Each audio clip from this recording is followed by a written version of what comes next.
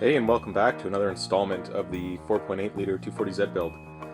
I haven't posted a video in a few days, but I have been working pretty hard on getting this thing ready for the road.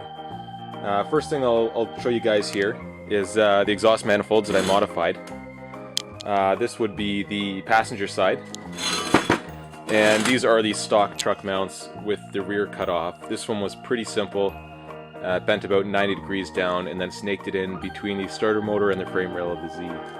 2.5 inch piping, which is about the same diameter as what was on there coming off originally. Second motor mount is the one that needed quite a bit of work to make it fit between the brake booster and the clutch cylinder and all that fun stuff going on. So we have the rear two cylinders, which used to stick out on a similar angle. They were bent down. On the inside there's a bit of extra piping to help direct it all in the right direction. What else? Now it is threading itself between the steering shaft and the slave cylinder underneath the car. So both of these are pretty much done now.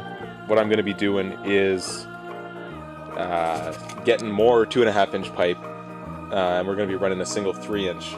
So these two are going to be sticking down at the motor, and the rest of the exhaust is going to come up and connect to these. But as they are right now, I should be able to still take the motor in and out with those on the car.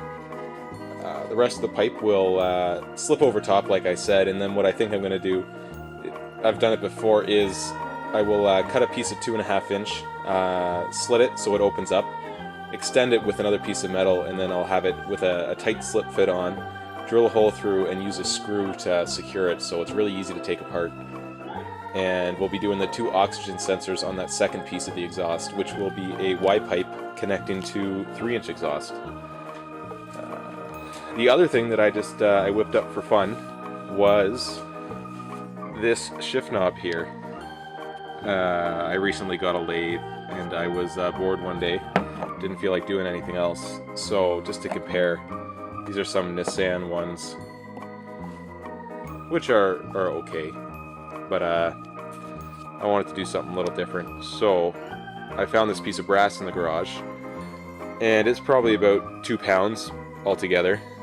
It's just got a decorative Allen key in the top, which I can't focus on.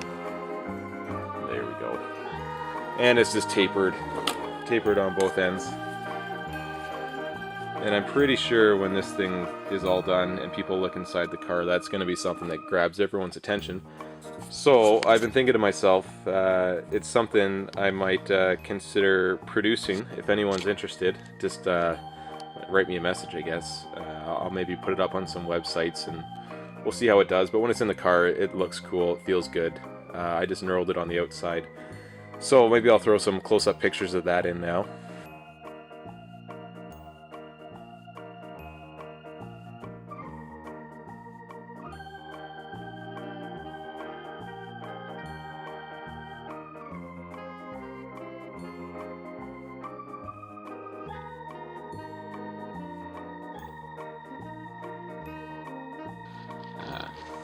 I've had to shorten the arm to make a little bit more room in the car. I've also boxed out a section of the firewall to make room for this thing to actuate.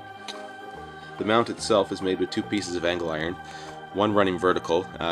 One bolt goes into the stock bell housing bolt mount, and it just has a larger nut that I drilled out, welded on the side here to locate it.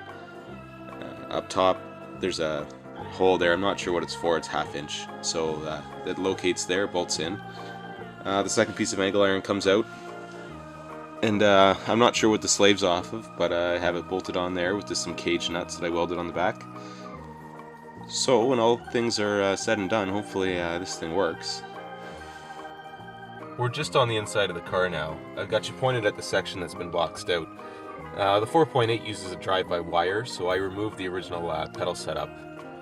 And we cut into the firewall, put a few new pieces of steel in. It shouldn't interfere. I haven't test fitted the pedal yet, but that'll probably be the backstop for it when it's all done. The bottom piece I hammered in. hammered in here. This was a flat piece that was bent in, and a second piece added on top. And this is just the look from the Firewall.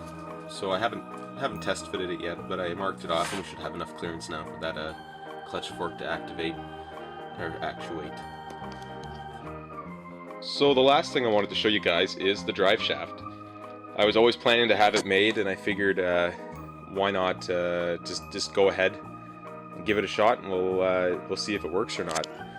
What this is the rear half of my old drive shaft and the front half of the Camaro T5 drive shaft. The pipes were a pretty close fit. What I ended up doing was shimming it, pretty much filling the gap between the smaller pipe and the bigger pipe with, well, to be honest with you, it was metal from empty spray cans. But I think I layered it maybe 5 or 6 sheets deep till it was a really tight pressure fit, and then you got to align the yokes so that they are in phase with each other this way to cancel out the vibration of the drive shaft. I stuck it on the lathe and kind of hammered it straight, welded it up, and I'm not expecting this to be perfect. It's going to have to get balanced if I end up using it, but at the very least it'll let me test drive the car and give me some time to have a real one made. The front of it here, the yoke itself had some rust pitting, and I don't think these type are disassemblable. I think they're staked in, these U-joints, so you can't take it apart. What I ended up doing was wire wheeling it really smooth. I filled it up with JB Weld and then used a piece of probably 400 grit sandpaper. I stuck it on the lathe, and just by hand I worked the sandpaper back and forth. Got it pretty smooth, and then I sprayed enamel paint on it, let that bake on, and then once again sanded it off. So it feels good, it feels really smooth. Whether it'll leak or not, we'll figure it out, but at least I can get it in the car and get the car moving. So center to center of the U-joints on this particular one is 51 centimeters. Should give me a good setup now. So that's all I got today, and thanks for watching. I know I've got a couple subscribers now, so thanks for subscribing. Feel free to leave a comment, and tune in next time. Have a good one, guys.